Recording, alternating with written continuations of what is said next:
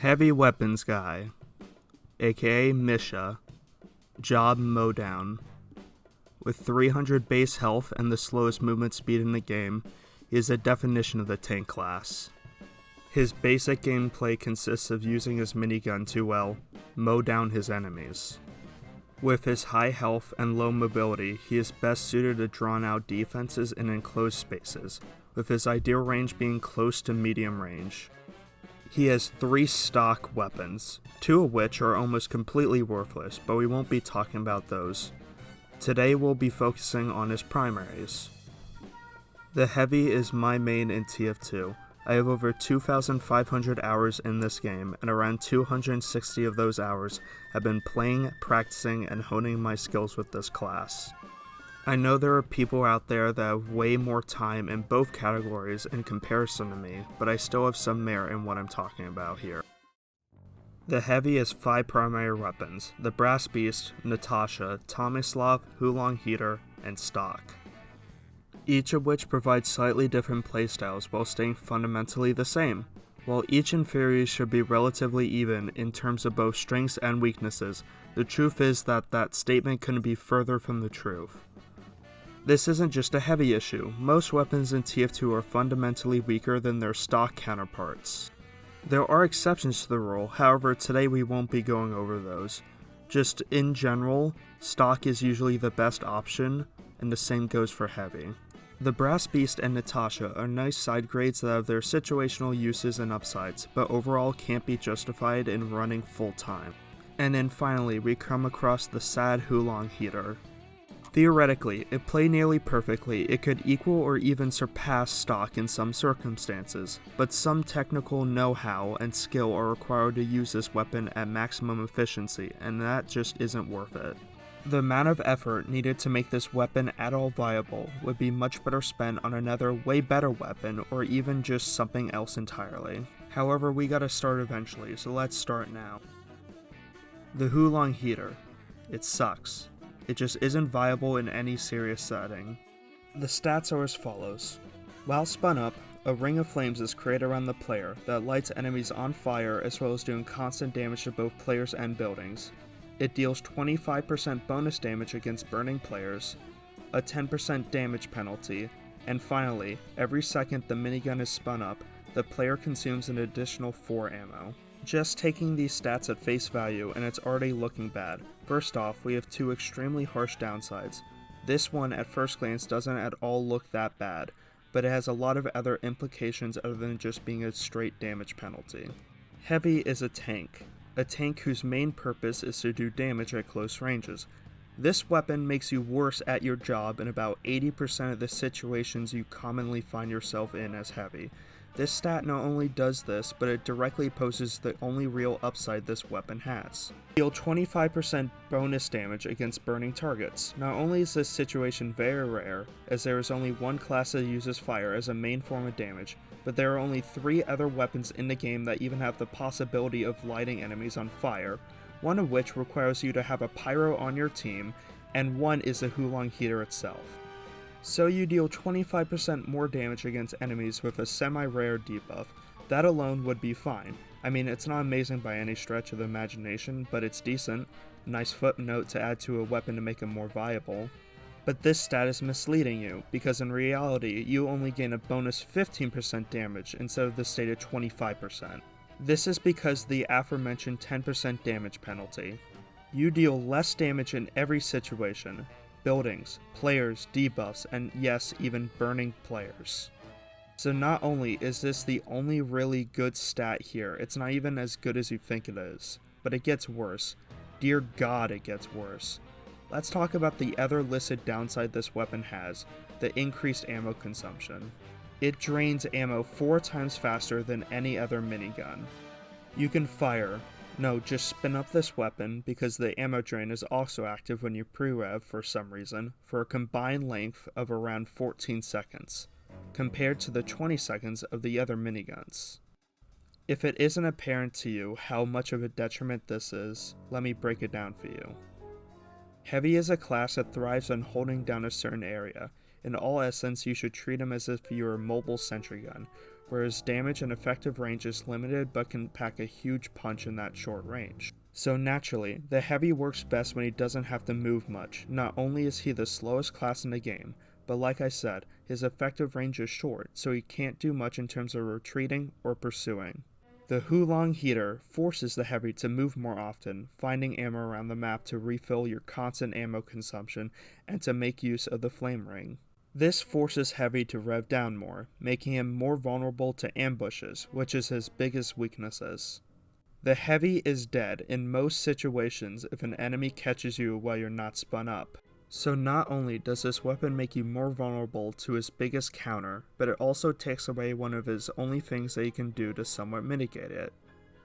The heavy has the ability to do something called pre-rev, meaning by holding down mouse 2 or whatever button you have it bound to, maybe you have it bound to J for some weird reason, but anyways, you can rev up your minigun without firing it. This allows heavies to be prepared for enemies the player might hear or see in the distance. This is understandably very useful, but the Huo-Long Heater rips that away from you by forcing you to use ammo to perform this extremely helpful technique. While not completely removing your ability to do so, it instead makes it more of a liability, as you have to be certain you'll be facing enemies soon or you'll be wasting precious ammo that instead could be used to actually shoot enemies.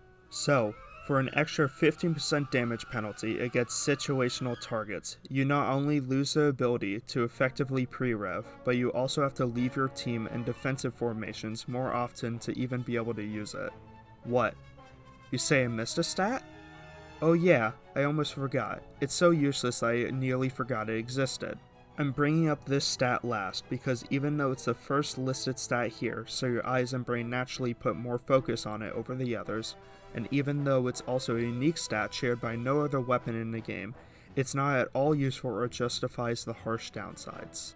Naturally, you think, wow, it must be super good, right? It must be super interesting and totally worth giving up the extra ammo just to use the damn thing. At first you think, hold on, that actually sounds kinda useful. A ring of fire envelops you that can be used to counter my biggest weakness, but also allows me to easily use the other listed upside this weapon provides. First of all, this ring of fire is tiny.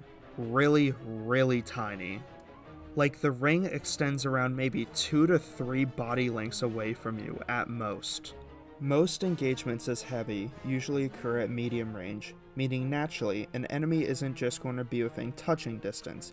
You have to seriously work to make use of the ring of fire by A, being super aggressive, or B, you enlist your teammates' help, or else you just deal less damage for no benefit. And I'm not just saying that. I got about an hour and a half of footage to use for this video, and afterwards I combed the videos and counted all the kills. In total, based on my strange count level beforehand, I got somewhere in the ballpark of 150 kills. I counted 131 kills by skimming my footage, so obviously I didn't get all of it, so take this with some leeway, as I can't be totally accurate here without counting again, and I'm not doing that. In total, I got 76 kills against targets that weren't on fire, 30 that were on fire, and 25 assists, meaning targets I damaged but someone else killed. I also destroyed 10 buildings, but this metric doesn't matter at all, but I included it anyway. Already, the bonus against fire is already looking bad, as I had a 77% chance to kill someone who's not on fire, therefore using any other gun would be better, and therefore justifying the use of it by saying it's worth it for that 23% chance that you do catch someone on fire is stupid. If that number were somewhere closer to 50%, then maybe I would say that it's usable occasionally, but these numbers are just too low. Obviously, this is just one test. I'm sure if I did more, these numbers would change, and I would slowly get more and more use out of the fire over time by just getting more accustomed to the weapon. But that's still not worth it. In the hands of an experienced heavy main, I was only able to occasionally make use of the one perk that this gun has. My time and energy would be way better spent dedicated to learning the other primaries in Heavy's arsenal that each have clear strengths and weaknesses, making their roles more defined. This gun's stats lean towards offense by forcing you to use the Ring of Fire to deal bonus damage, because you can't rely on other pyros to set people on fire. Of my 30 fire kills, only 3 were from pyros or someone else lighting a target on fire, not me. meaning I had only a 10% chance to use my team to my advantage, meaning you have to rely on your flame ring to get any practical use out of this weapon. I just can't justify it with such low scoring on this test. The only other use for this gun is to deter spies, but most experienced spy players can easily avoid the ring. For one, it's not constant, it's pulsing, meaning there's downtime in between. While however short this opening is, it's still there, plus spies can just jump over it. Any spy worth their salt knows how to deal with their counters, and the Huo-Long Heater is one of the spy's easiest counters to avoid in the entire game. Most spies, when they see someone using this weapon, is a free kill, because a good 90% of the players using this gun are people that installed the game an hour ago and don't even know what unlockable weapons are. In conclusion, this gun is trash. It is by far Heavy's worst primary weapon, and can't be justified to be used more than just the occasional fleeting fancy. I just can't justify using it over clearly superior options. It's just outclassed by every other minigun, and its few upsides in no way make up for its shortcomings. I advise to not waste your time with this trash. Sure, like I said, with more time, patience, and energy, I'm sure I could get really good with this gun, but I feel that time would be way better spent elsewhere on way better guns. I give this gun a D+, an almost passing grade. Remove the overall damage penalty, and then this weapon might actually be good. But with it, its usability just sinks in the trash can and can be thrown into TF2's ever-growing pile of weapons that you should not touch unless you just want to dick around and have fun.